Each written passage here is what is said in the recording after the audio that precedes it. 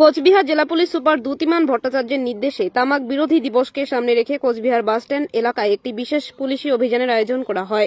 প্রকাশ্যে তামাক সেবনের বিরুদ্ধে এই অভিযানে সামিল হয় কোচবিহার জেলা পুলিশের কোতোয়ালি থানা। প্রকাশ্য রাস্তায় ধূমপান করবার জন্য 25 জনকে স্পট ফাইন করে পুলিশ। উপস্থিত ছিলেন কোচবিহার কোতোয়ালি থানার আইসি তপন পাল, ডিএসপি হেডকোয়ার্টার চন্দন দাস সহ অন্যান্য পুলিশ আধিকারিক ও পুলিশ কর্মীরা।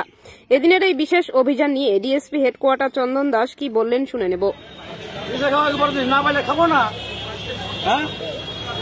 খোলা জায়গায় খেতে বলেনি, আপনি খান, খোলা জায়গায় খাওয়াটা অন্যায়, ঠিক আছে? সব দোকানে আপনি তো খাবো না কেন? আপনি তো অনেক লম্বা চড়া লেকচার মারিয়েছেন, খোলা জায়গায় খাওয়াটা নিষেধ, ঠিক আছে? আজকে প্রথম জানলাম এবং প্রথম ফাইন দিলাম। সবাইকে বলেন যে কেউ যেন না খায়।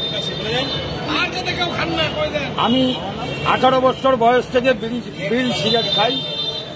হ্যাঁ, আমি আজকে প্রথম জানলাম এবং প্রথম ফাইন দিলাম। কত টাকা ফাইন করলো? 150 টাকা। সেটা প্রশাসন মারফত আমার কাছে রিসিভ কপি দিয়ে আমার কাছে 150 টাকা ফাইন। আপনি আগে জানতেন না? না, জানতাম না। কোথা থেকে আসছেন আপনি? আমি দাউদুড়ি থেকে আসছি, ঘোষারডাঙ্গা পিএ। আমার নাম পরেশ চন্দ্র বর্মন। বাংলা বুঝেন না তো? খোলা জায়গায় খাওয়া নিষেধ আছে তো, কথাটা বুঝেন না কেন?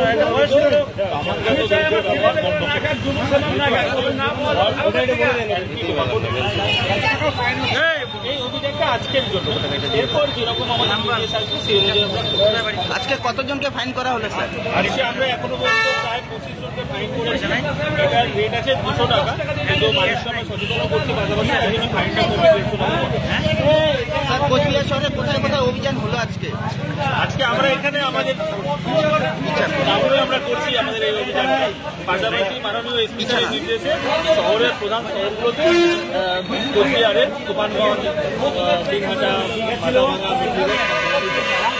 মূলত প্রকাশ্যে ধূমপানের জন্য কি আজকের এই অভিযানটা?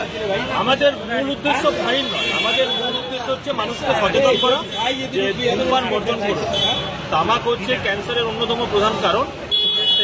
সেটাকে আপনারা বন্ধ করুন, খাবেন না, সচেতন করছি। আর যাদের খাবার ইচ্ছে তারা বাড়িতে গিয়ে বা প্রকাশ্যে খাওয়া যাবে, এটাই আজকে আমাদের হচ্ছে মূল।